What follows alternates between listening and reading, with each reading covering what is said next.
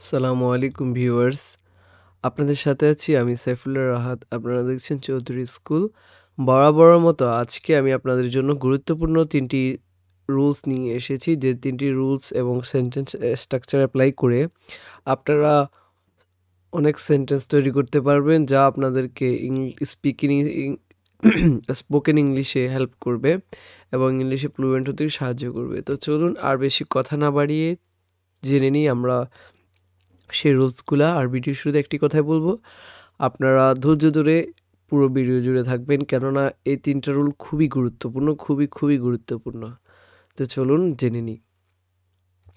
আজকে আমরা প্রথমে জানবো যে রুলসটা, সেটা হচ্ছে যে স্কেয়ার্ড অফ ভয় পাওয়া। ইংরেজিতে কোনো জায়গায় যদি ভয় পাওয়া অর্থে কিছু লিখতে যাই, তখন আমাদের স্কেয়ার্ড অফ ব্যবহার করতে হয়। বাক্যে কর্তার কিছু করতে ভয় পাওয়ার ক্ষেত্রে ব্যবহৃত হয়। Structure: subject plus auxiliary verb plus scared of plus verb ING plus object plus extension.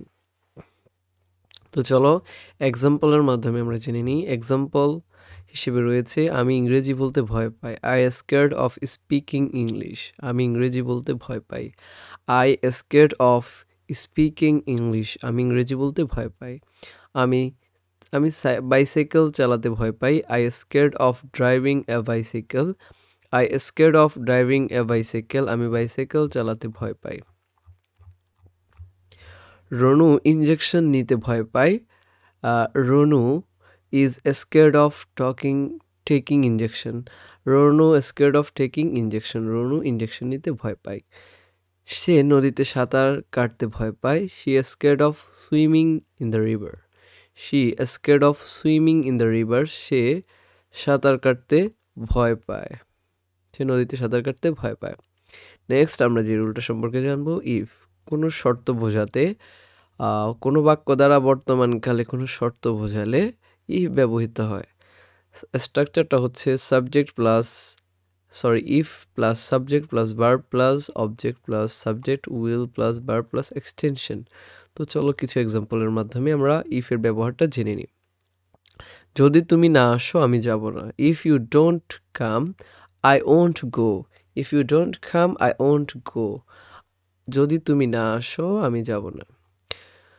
তুমি যদি প্রতিজ্ঞা করো আমি ফিরে আসবো। If you promise I will come back. If you promise I will come back.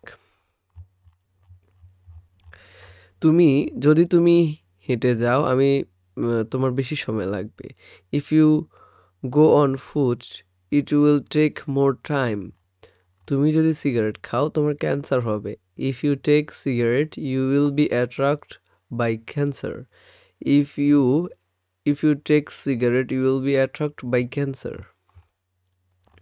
Next আমরা যে রুলটা সম্পর্কে জানবো সেটা হচ্ছে যে ইফ যদি অবাস্তব ইচ্ছে প্রকাশ পায়, কোনো বাক্য দ্বারা অবাস্তব ইচ্ছে প্রকাশ পেলে আমরা ইফ ব্যবহার করব। স্ট্রাকচারটা হচ্ছে if plus subject plus were plus object plus subject plus would plus verb plus object. আমি যদি ধনী হতাম তাহলে আমি এটা খরিদ করতাম। If I were rich I would buy this. If I were rich I would buy this. আমি যদি পাখি হতাম তাহলে আকাশে উঠতাম। If I were a bird I would fly in the sky. If I were a bird I would fly in the sky. যদি আমি অসৎ হতাম তাহলে তাকে সাহায্য করতাম। If I were dishonest, I wouldn't help him. If I were dishonest, I wouldn't help him. তো এইভাবে করে এই 3টা রুল অ্যাপ্লাই করে তোমরা ইংরেজিতে অনেক সেন্টেন্স তৈরি করতে পারো খুবই সহজে। এই ছিল আজকের ভিডিও। সবাইকে ধন্যবাদ জানিয়ে বিদায় নিচ্ছি। আল্লাহ হাফেজ। আসসালামু আলাইকুম ওয়া রাহমাতুল্লাহ।